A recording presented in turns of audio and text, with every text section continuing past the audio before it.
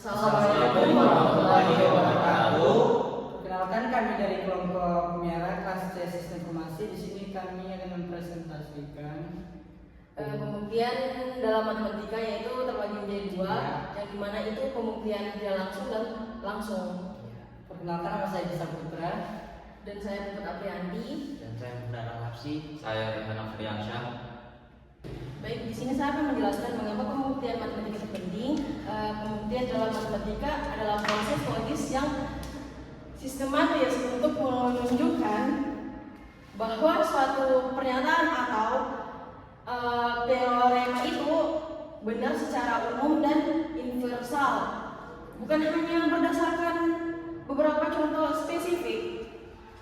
Pembuktian merupakan juga itu fondasi dari sebuah struktur matematika modern dan menjadi pembeda antara dugaan dan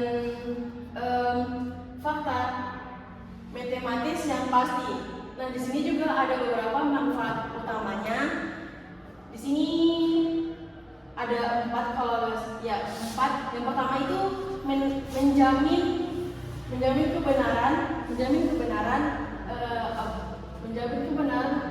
about suatu teorema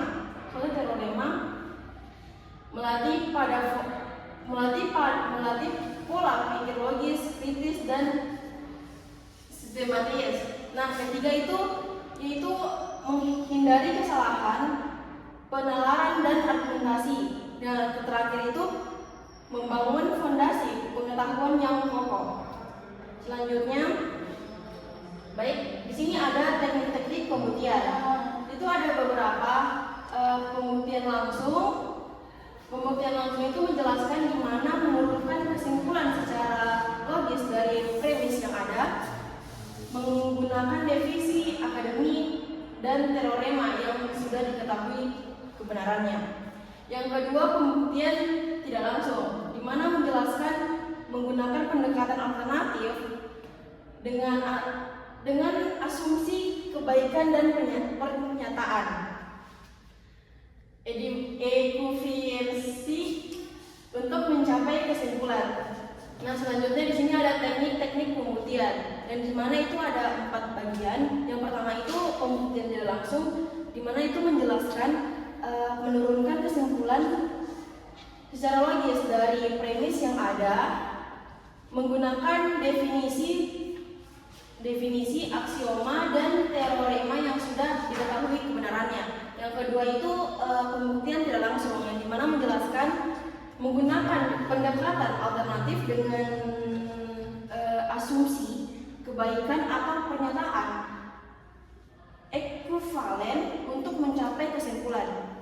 Yang ketiga yaitu ada metode kontraposisi, di mana menjelaskan pembuktian pernyataan ini dengan menunjukkan kebenaran kontraposisinya yang logis secara dengan pernyataan asli.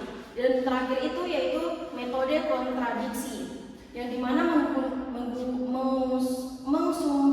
mensumsilkan kebaikan dari yang dibutuhkan, lalu menunjukkan asumsi tersebut menghasilkan pertengahan logis. Baik, saya akan melanjutkan penjelasan dari saudara Puput, yaitu pembuktian langsung. Dan pembuktian langsung dengan sederhana, yang dimana metode ini dilakukan secara logis, yang dimana langkah-langkahnya itu yang pertama identifikasi premis, kemudian gunakan definisi dan teorema, kemudian lakukan manipulasi aljabar, lalu tarik kesimpulan.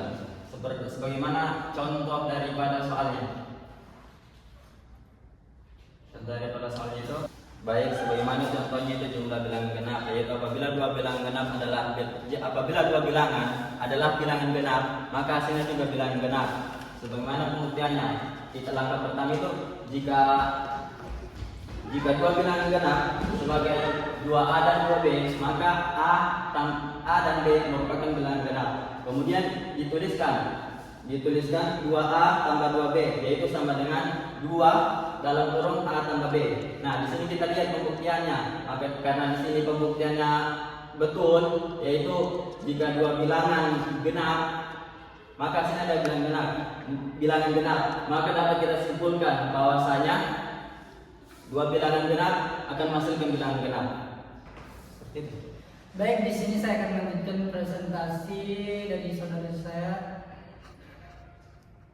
Baik, di sini saya akan melanjutkan presentasi dari Raya Nafriansyah, di mana saya akan membahas pembuktian tidak langsung atau strategi alternatif. Pembuktian tidak langsung adalah teknik powerful ketika pembuktian langsung sudah dilakukan. Metode ini bekerja dengan mengasumsikan kebalikan dari kenyataan yang akan dibuktikan. Kemudian menunjukkan bahwa asumsi tersebut menghasilkan pertentangan atau kontradiksi logis, di mana ada 4. Yang pertama ada asumsi kebalikan, mulai dengan mengasumsikan bahwa pernyataan yang akan dibuktikan adalah sah.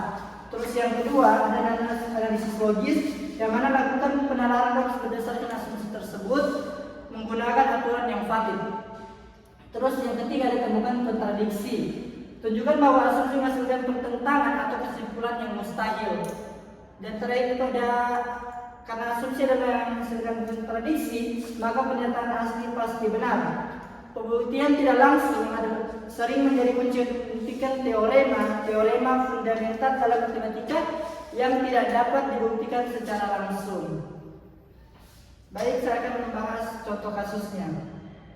Prinsip kontraposisi. Kontraposisi memanfaatkan fakta bahwa pernyataan jika P maka Q tidak logis setara dengan jika tidak maka tidak P. Jika tidak Q maka tidak P.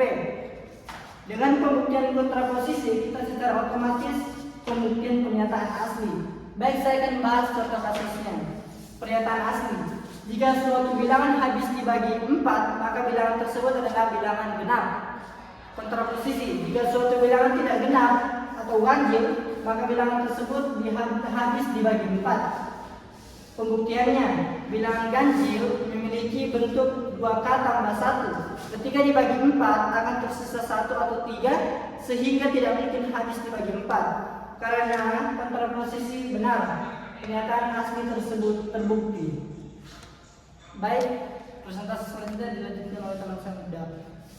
Di sini saya akan mengerjakan soal dengan pembuktian langsung, di mana soalnya adalah buktikan bahwa jika n adalah bilangan ganjil, maka n pangkat 2 juga bilangan ganjil. Soal ini menelusuri sifat bilangan ganjil setelah dilakukan operasi pangkat. Metode pembuktian langsung paling tepat digunakan. Langkah pertama, pengerjaannya. Misalkan n adalah bilangan ganjil, berdasarkan definisi bilangan ganjil, n sama dengan 2K plus 1. N pangkat 2 sama dengan 2K plus 1 pangkat 2. Selanjutnya n pangkat 2 4K pangkat 2 plus 4K plus 1. N pangkat 2 sama dengan 2 buka kurung 2K pangkat 2 plus 2K plus 1. Dari kesimpulannya, jika n ganjil maka n pangkat 2 ganjil. Terbukti. Ya baik, saya akan melanjutkan presentasi yang mana yang sudah dijelaskan oleh teman saya tadi, saudara Egi, dan saya akan melanjutkannya lagi. Terus di situ tertulis metode kontradiksi bukti melalui bismillah. Baik, bismillahirrahmanirrahim. Saya akan melanjutkan PPT yang sudah dijelaskan oleh teman saya Egi, yaitu metode kontradiksi bukti melalui pertentangan. Ya baik, yang pertama itu kita bahas itu studi kasus klasik angka 2 adalah bilangan irasional. Yang pertama itu kita ambil asumsi awal. Misalkan akar 2 adalah bilangan rasional, maka dapat ditulis sebagai akar 2 A per B dalam bentuk paling sederhana, A dan B relatif dalam bentuk paling sederhana. Terus sederhananya A dan B relatif prima, B sama dengan 0. Terus yang keduanya itu manipulasi aljabar. Terus dia dikuadratkan kedua ruas dia 2. 2 sama dengan A per 2 B per 2, sehingga 2B per 2 sama dengan A per 2. Ini berarti A per 2 adalah bilangan genap, maka A juga genap. Terus yang ketiga, substitusi karena A genap ditulis A sama dengan 2K. Baru dia substitusinya 2B per 2 sama dengan 2K per 2. Baru dia 4K per 2, sehingga B2 sama dengan 2K per 2. Ini berarti B per 2 genap, maka B juga genap. Terus yang keempat, kontradiksi.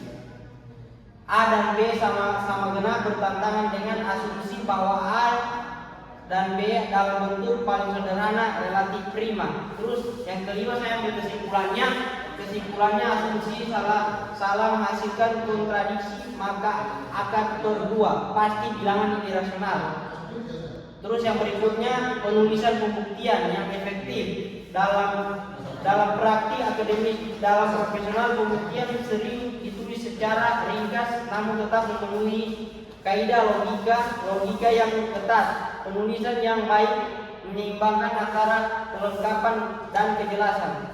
Yang pertama itu efisiensi. 1. Hindari langkah-langkah yang redundan atau tidak perlu. Fokus pada transisi logis yang esensial untuk mencapai kesimpulan. Terus yang kedua, kejelasan langkah logis. Setiap transisi harus jelas dan dapat diverifikasi pembaca. Harus dapat mengikuti alur penaluran tanpa kebingungan.